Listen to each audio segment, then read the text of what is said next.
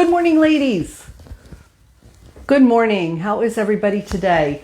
Crazy time of year, right? Last week we talked about being overwhelmed, and you're probably feeling a little bit more overwhelmed every day as we get closer to the holidays.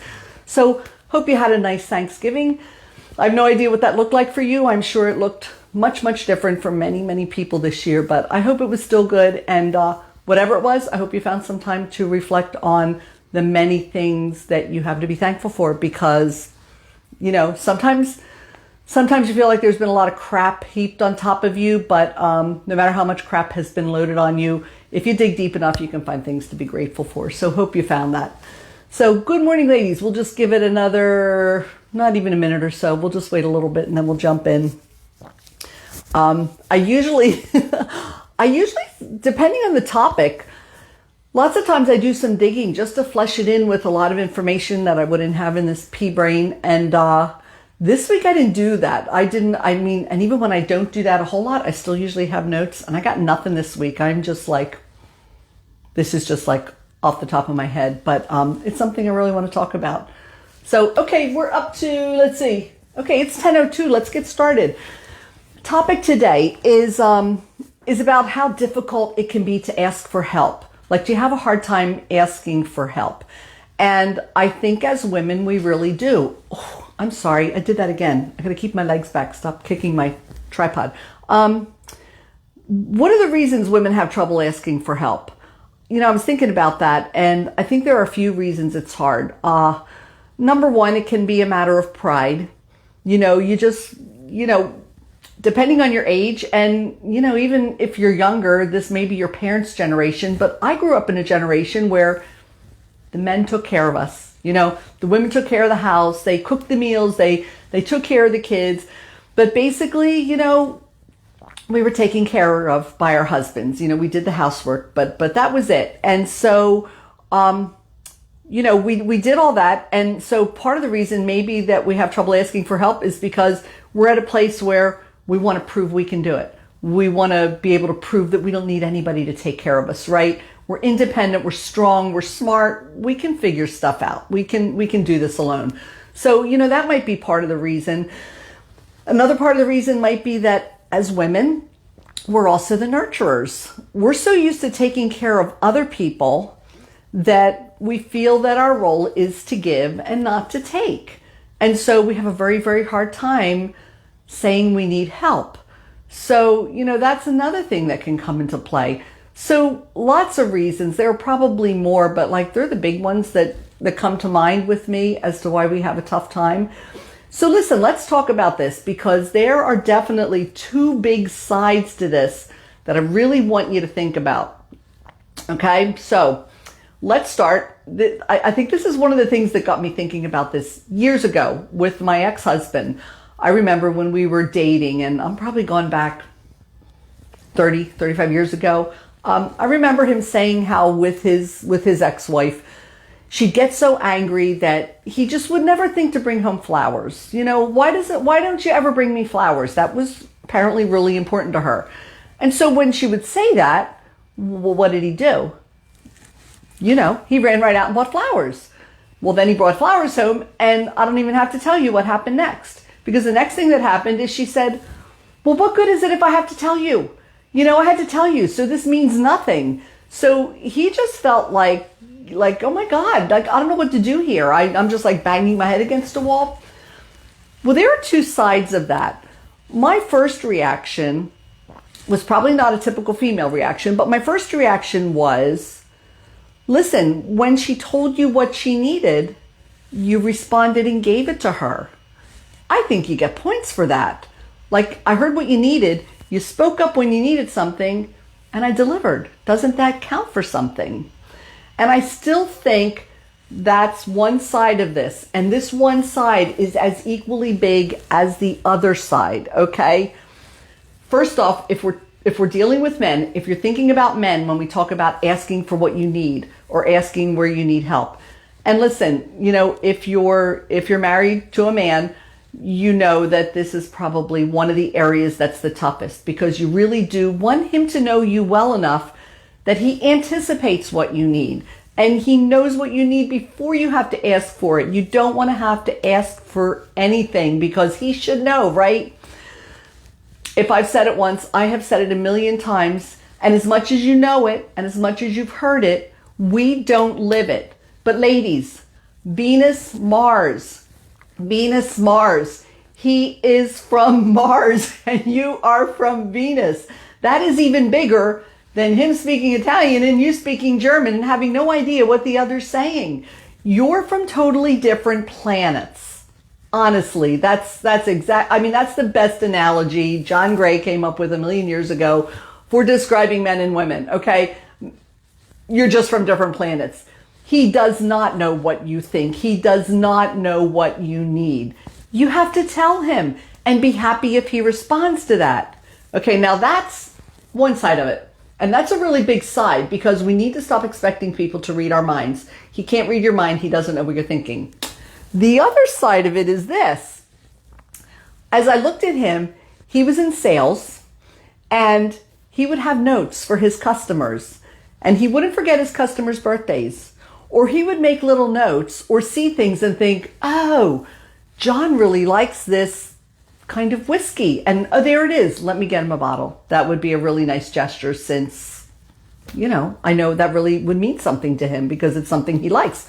I paid attention.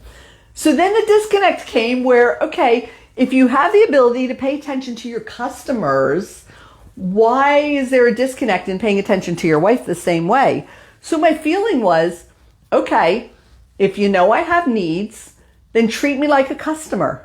Maybe put a recurring note on your calendar once a month to just say, do something for Donna today.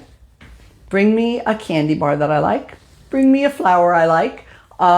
If you see a book that I've been talking about, but do something to jog your memory, to remember, to do something. That will go a long way too. So there are two sides to this. And again, it's hard for us, for those reasons I said in the beginning, and probably for more, it is so hard for us to ask for help. So, first off, back to the other side. If you need something, if you just, you're having a tough time and man, maybe you just need a day for somebody to help you with the kids because you just need to get your head screwed on straight. Listen, we've got a lot of needs this year that are not typical of the needs that we have most of the time. We've been isolated. We've had kids home from school. We've had husbands working at home. There are a lot of things that have weighed really heavy on us this year. And I don't know what you need, but I can guess that some of the things you need are maybe, oh my gosh, just get away for a couple hours. Get away for a couple hours. Go out to dinner. Go do something to just clear your head and get out of your environment. Okay, if you don't want to go out to dinner, you can do something else, but something. Figure out what you need, but don't hesitate to reach out and ask someone to help you fill that need. Hey, Bunny. Yeah, well, Bunny, that's what I'm talking about. It's like people don't have crystal balls. And every single day, I feel like I hear people complaining about, again, it's mostly their significant others, but even it's not always that. Like, why doesn't she know I need this? I mean, she knows I do this every week and I need help with this. Why doesn't she do this for me? And you just have, every single time a thought like that crosses your mind, I just challenge you to remind yourself that they don't have a crystal ball. They cannot read your mind. And I know that sounds so simple and so elementary, but why do we continue to live as though we think they do? And we do. We really live all the time thinking people should be able to read our minds, and we get so upset when they don't. You need to open your mouth and say what you need and say what you feel. And listen, maybe it needs to go so far as to, flipping to the other side of the coin to ask them, like, look, this is important. I have this that happens every Tuesday. Do you mind making a note or giving yourself a little reminder that, hey, on Tuesday, I remember she needs this. Let me do it. This can come into play in so many ways. If somebody's gone through a tough time, oh my gosh, somebody's had a loss of somebody close to them, or, what they're going through with COVID, whatever. we all live with this age of technology, and we can do so much with it, and we live on it, we rely on it for everything. Put a little reminder on your note that says, hey, once a week, once a month, reach out to Sally. Just, it doesn't have to be anything big. You don't have to take chunks of hours out of your days to do something. But my gosh, to just send a reminder, just say, hey, just wanted to let you know I'm thinking about you today. Something simple. And you have no idea the power that has to make someone feel like $1 million, because, with the isolation people have gone through this year, people just need to feel a connection to other people. And so, connect with people any way you can. If somebody's had surgery or having a tough time and they need a meal or something, remember when you ask people if they need help, not to say, hey, do you need any help? Is there anything I can do? Because again, because of our pride, because of the fact that we can give so much more easily than we can take, we're always going to say, no, I've got it covered. I'm fine. Be more specific. Somebody's had an issue or they're coming home from the hospital, whatever. Just say, listen, I'm going to bring you a meal this week. Let me know what night would be best. Just be that specific, because then you don't give them a really easy out. If they really don't need it, then they'll tell you. But the thing is, if you're really reaching out to help someone, really make sure that you're ready to help and you're offering that help, not just very, generically saying, hey, what can I do for you? What do you need? Just push it to the point where they really can say what they need. So do that. That's going to make it easier. That's this side of the whole coin. It's going to make it easier for them to accept. But if you're on this side and you've done that, you've had surgery, you've had something happen, you're sitting home alone, you can't cook dinner, nobody's reached out to you. Remember, nobody has a crystal ball. Nobody knows what you need. They might think, well, there's 5 people living in the house. They're probably fine with meals. Maybe they are, maybe they're not. People don't know what you need unless you tell them. So you really need to become more comfortable with opening your mouth and asking for help. Whatever that help is, maybe you just need somebody to talk to. Maybe you do need to just get out of your house for a couple hours. Or maybe you need somebody to take your kids, to just give them a different, some different scenery, because they've been bouncing off the walls. Whatever it is you need, just become more comfortable with asking for it. So it's not a lot today. I don't have a lot more to say, but my 2 challenges to you are this. On this side of the coin, every time you are tempted to feel sorry for yourself because somebody hasn't given you what you need, remind yourself they can't read minds. They're not mind readers any more than you are. So if you do nothing else but remind yourself of that, then maybe that'll be enough for you to stop expecting people to do things that they don't know are even needed. So just remind yourself, there are no crystal balls. They don't read your mind. They don't know what you need unless you open your mouth and tell them. On the other side, pay close attention to people you care about. Pay close enough attention so that when you do see something they need, if you see something they need on a recurring basis, stick it in your calendar. Is it really any less important to care for each other than it is to care for your business? Because we do it for our business. We have calendars to tell us what to put on social media and when to do it, and calendars that say, hey, make sure you follow up with this customer on this day, yada, yada. We live on those reminders and we exist because of those reminders. We go through life successfully because we don't let the important things slip through the cracks. But we let the important things slip through the cracks with the people we care most about. So pay close enough attention that if you see a need, or again, you see a loss. My gosh, if somebody experiences a loss, remember what it's like immediately after. Everybody's there. But they always, I remember hearing years ago, if somebody has a loss, reach out to them 6 weeks later, because that's about the time everybody else has fallen away. And that's the time they're going to feel so alone.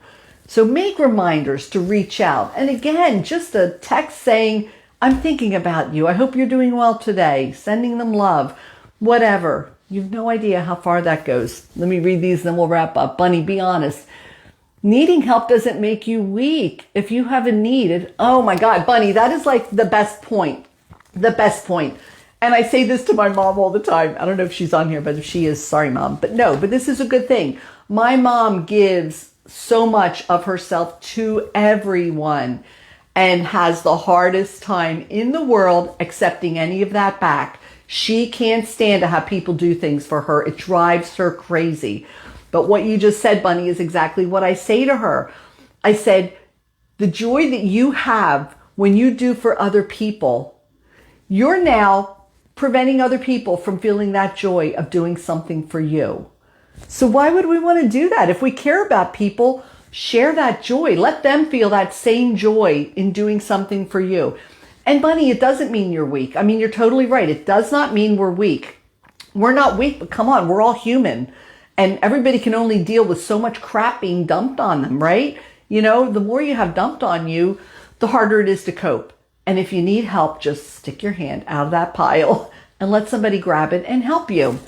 Let's see, Jackie says, I have such a tough time with asking. Jackie, I know, but I hope you can take something from this and realize the joy you will bring somebody to be able to help you is no different than the joy you feel when you can help somebody else. So don't deny them that. And listen, obviously, if you know, you're not going to get into a place where you're calling people every single day and, you know, you may as well have a household of servants because you want to sit back and, you know, watch something on TV and have everybody else do everything for you. Obviously, I'm not talking about that. And I know none of you would even do that. But there are times when you have really gotten to the end of your rope and you need a life preserver. Don't be afraid to ask for that. I'm sorry. If you've been swimming for 3 hours, you haven't got anything left. And that's only if you're an Olympic swimmer, because I don't know if I could swim for 3 minutes. But you know my point. At some point, you have no steam left. And you're either going to drown or you're going to grab that life preserver and things are going to be good. And just remember, the person who threw you the life preserver is going to feel so good that they've been able to help you just the way you feel when you've been able to help someone else. There's nothing that feels better than that. And today, what's today called? I forget what it's called, but it's something about do a kind act Tuesday. I don't know, whatever it is. But what can you do for someone today? You know, again, this is on the other side of it, but again, remember, you do something for somebody else, it'll probably prompt them to do something and pay it along, and that'll be awesome. So do something kind, but don't forget, reach out, don't deprive others of being able to do those same kindnesses back to you. That will make them feel like $1,000,000. And it is hard. I know it's hard, Jackie. You're totally right. It's hard to ask for help because you feel like you just should be able to do it all yourself. I shouldn't need help. Giving Tuesday, that's what it is, Linda. Thank you. Giving Tuesday, yeah, Mira said it too. I heard it on the news this morning. I just couldn't remember exactly what the verbiage was. So Giving Tuesday, it's a day to give, but don't forget to ask for help if you need it. There's so many people who want to help one another, and I don't know what you need if you don't tell me. I'm not a mind reader, so help me out here. I really want to help. So if you need something, don't be afraid to ask. So that's it. We're probably shorter today, but that's all I've got. But I just hope you can go away with that. And the holidays are coming up. We talked about feeling overwhelmed last week. You're probably feeling overwhelmed. And if you're not today, you will be over the next couple weeks. Do the things I talked about last week. But if you need help, reach out for help because people are happy to help you. Okay, ladies, have a great day. I will see you next week. Have a good one. Talk to you later.